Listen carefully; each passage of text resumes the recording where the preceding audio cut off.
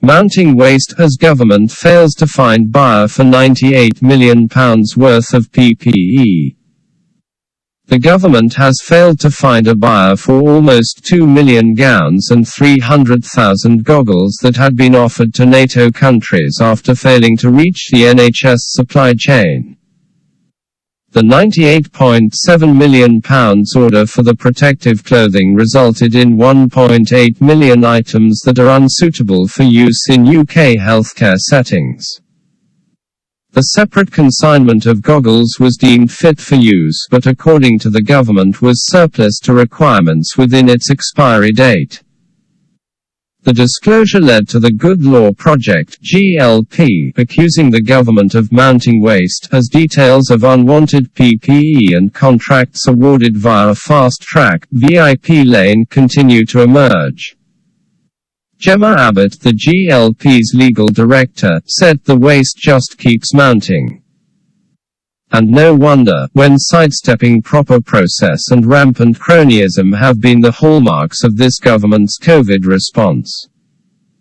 At this stage you might be wondering, shouldn't a responsible government just put its hands up and say, "We got this wrong"?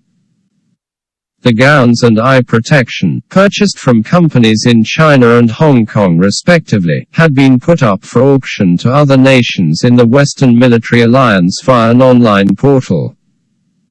They have since been withdrawn after no purchases were made. Repeated Freedom of Information Act requests by metro.co.uk show. In trying to mitigate losses on the gowns, a PPE buying team was due to commence discussions with this supplier with regards to mitigating the DHSC Department of Health and Social Care position in August 2021, according to one response giving no further details. The surgical items were put on sale on the e-portal after being deemed unsuitable to protect frontline workers during COVID. The purchase had been made from the China National Instruments Import and Export Group Corporation under a contract signed off in June 2020 as the government scrambled to supply gear to the frontline. The garments, which were supposed to be sterile, were found to be unfit for purpose because they were single rather than double wrapped, as required in UK healthcare settings. The eye protection was also put on the auction platform because the volume of stock we hold exceeds what we are likely to use before the goggles reach their expiry date, according to the DHSC. The goggles were supplied by Jingdong E-Commerce, Liaoning Jungqiao Overseas Exchange County Limited, and the manufacturer was Yun.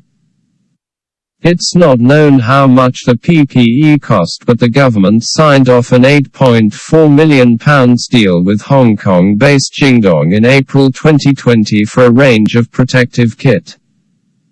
As of August 2021, the consignments were no longer listed on the NATO North Atlantic Treaty Organization system but were available to order by health and care providers. The disclosures come as the GLP continues to fight for information relating to a VIP lane operated for companies seeking lucrative government contracts during the first waves of the pandemic. In its most recent work, the not-for-profit campaign group discovered that the private offices of Cabinet Ministers Lord Agnew and Michael Gove referred 6 firms down the channel. Repeated Freedom of Information Act requests have secured fragments of information relating to the government's PPE deals.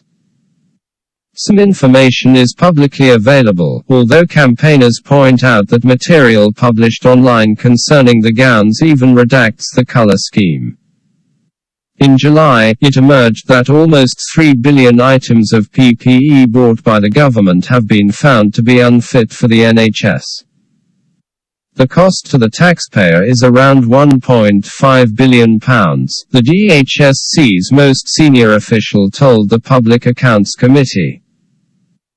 However, Sir Chris Wormold also said storage costs had fallen from more than £10 million last year, with supplies being ordered on a worst-case scenario, which had only a 5% chance of becoming reality.